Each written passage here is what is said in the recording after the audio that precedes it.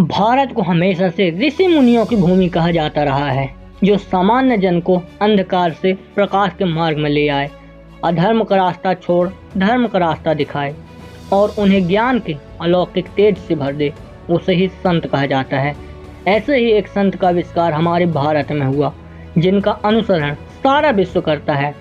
आज हम बात करेंगे एक ऐसे साधु के, जिनका चमत्कार भारत में ही नहीं बल्कि विदेशों में भी बहुत प्रचलित है। तो वीडियो शुरू करने से पहले आप लोग सच्चे मन से बोलिए हर हर महादेव। मात्र 11 वर्ष की उम्र में ही इनके ज्ञान के नेत्र सबको दिखने लगे।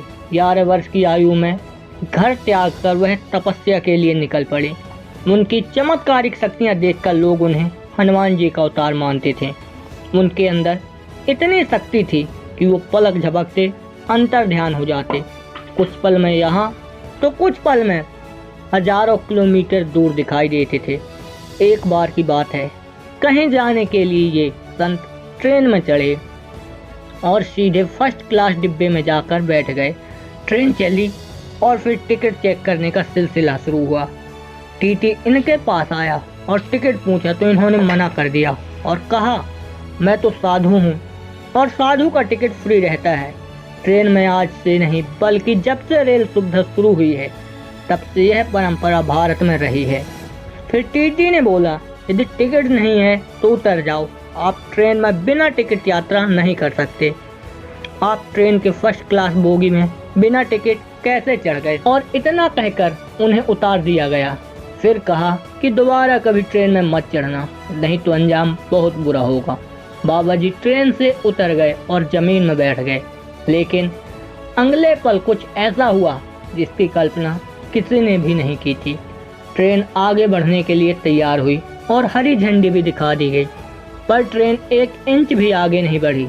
ड्राइवर ने बहुत कोशिश की ट्रेन चलाने की, पर ट्रेन वहां से टस से मस नहीं हुई और महाराज जी वहीं बैठे बैठे ये सब देख रहे थे। फिर टीटी को महसूस हुआ कि जिस साधु को मैंने ट्रेन से उतारा था, कहीं उसी वजह से तो ऐसा नहीं हो रहा। फिर उसने पूरी बात ट्रेन के पायलट को बताई तो उन्हें भी इस बात पर संदेह हुआ।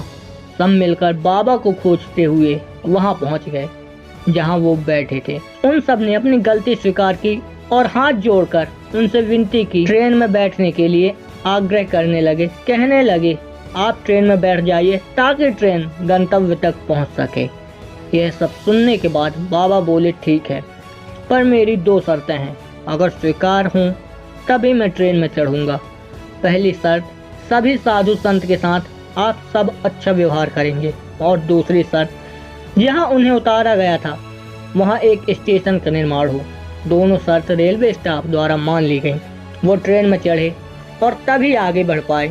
ये बाबा कोई और नहीं, नीम करोड़ी बाबा थे। इनके किस्से भारत में ही नहीं बल्कि दुनिया भर में भी प्रचलित हैं। तो एक बार आप सभी लोग प्रेम से बोलिए हर हर महादेव।